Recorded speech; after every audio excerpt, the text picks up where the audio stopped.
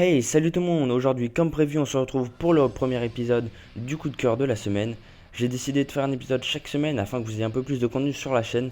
Alors oui, c'est vrai que j'ai un peu de retard. Bon, beaucoup de retard, c'est vrai, mais bon, j'ai mes raisons.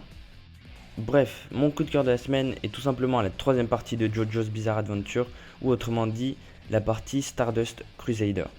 Il faut savoir que c'est un manga écrit par Hirohiko Araki. Cette série compte actuellement plus de 100 tomes au Japon. Comme vous pouvez vous en douter, c'est un manga extrêmement populaire au Japon. Il est considéré comme un pilier du Shonen Jump et même tout simplement du Shonen. Pour ceux qui ne connaissent pas l'histoire de JoJo, c'est assez simple. Le manga est divisé en différentes parties. Dans chaque partie, on va suivre l'histoire de la famille Joestar, en commençant par Jonathan Joestar, puis Joseph Joestar, puis après, on va suivre d'autres générations comme Jotaro Kujo ou Josuke Higashikata. Dans cette partie, les stands font leur apparition. Non, pas ces stands-là, ceux-là. Ce sont des sortes de représentations psychiques du personnage. Suite à l'apparition de ces stands, Jotaro Kujo, le personnage que l'on suit, donc le Jojo de cette partie, doit sauver sa mère qui souffre d'une énorme fièvre. Vous vous doutez bien que ce n'est pas une simple fièvre, c'est tout simplement un stand qui l'a provoqué. Jojo va alors devoir se rendre en Égypte afin de trouver Dio Brando, l'ennemi principal de la famille Joestar, qui revient encore plus fort que jamais.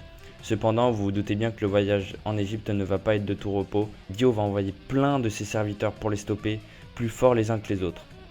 Bon, j'ai pas trop envie de vous en dire plus car j'ai pas vraiment envie de vous spoiler, mais il faut savoir que l'histoire est vraiment épique et super bien construite. Bref, je vais vous donner mon avis sur cette partie. Il faut savoir qu'elle se déroule en 2 saisons. Tout d'abord, le style graphique. C'est vrai qu'il est très spécial et qu'il ne plaira pas à tout le monde, je peux le comprendre. Personnellement, ça ne me gêne pas du tout, au contraire, j'aime vraiment bien ce style. Mais tout le charme de cette série, c'est tout simplement les combats. Ils sont ultra ingénieux, super dynamiques, et ce n'est pas tout pour moi. Le vrai plus, c'est qu'on ne sait jamais qui va gagner. Il peut facilement avoir des morts très inattendues à n'importe quel moment.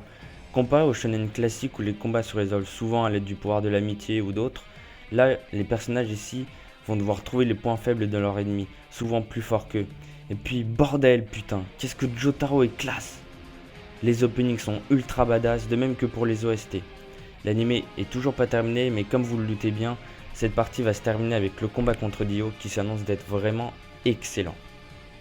Bref, voilà, je peux que vous conseiller de le regarder, c'est vraiment mon gros coup de cœur du moment. Là, j'attends vraiment les derniers épisodes et je me ferai ça tout d'une traite. En tout cas, j'espère que cette vidéo vous aura plu. Si le concept vous plaît, n'hésitez pas à le dire dans les commentaires. Donc sur ce, je vous dis prenez soin de vous et à la prochaine.